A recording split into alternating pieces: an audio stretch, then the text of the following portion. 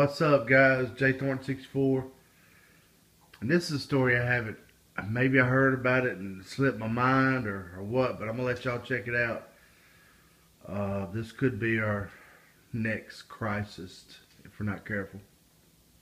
It's out of Staten Island here in New York, Gretchen. A grand jury has just decided not to indict a New York City police officer over the death of Eric Garner.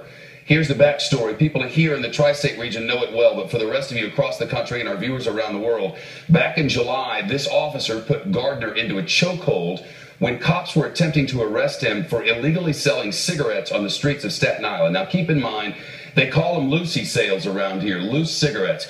Part of the reason that it's done is because cigarettes cost, on average, about $15 a pack in New York City in the 5 boroughs.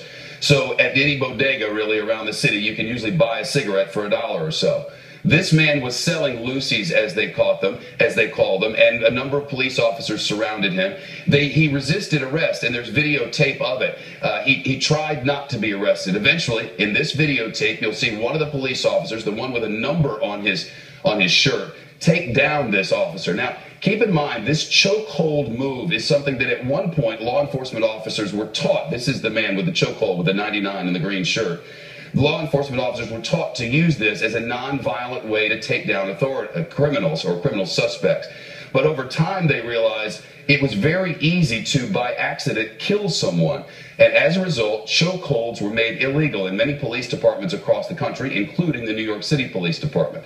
Today, however, the grand jury ruled that there was not enough evidence to bring an indictment against this.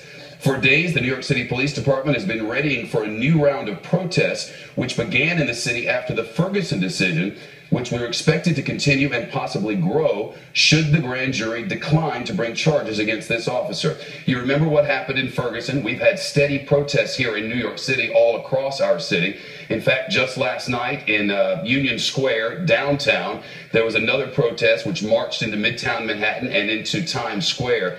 Today, if we take a look outside our studios here on 6th Avenue, between 47th and 48th Street, you'll see Rockefeller Center when we get this picture up. It's a rainy and chilly day, though not cold by New York standards, yet the demonstrators have been out. And you see where that Radio City sign is?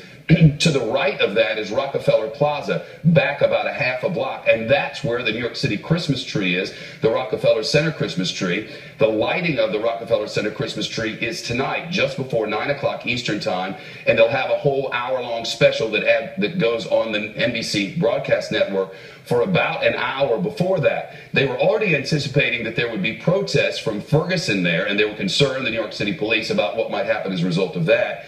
Now we have this local case, which has been an extremely, extremely tense one here in New York City. The African-American community and supporters of the family had suggested all along that an indictment must happen, that a wrong had been committed. Today, a grand jury of his peers on Staten Island in New York has decided there will be no indictment. So what happens next? We'll have continuing coverage throughout the afternoon from the Fox News deck on Fox News Channel. Gretchen, back to you. Sure, thanks very much. If you notice, the barricades were up. It looked like people were already down there. Of course, I hope this don't turn into nothing, but you seen from the video about 6 feet. And look, I'm a big guy too. It don't matter how many people are fighting a big guy or small guy or him or her. It don't matter. At least 6 people jumped on this guy, sticking their hand in his face. Probably there was a chokehold, guys? Is it turning to the MMA?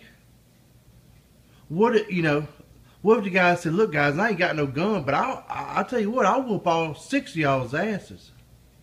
Or at least I'll try. And hey, if y'all get me down, take me to jail.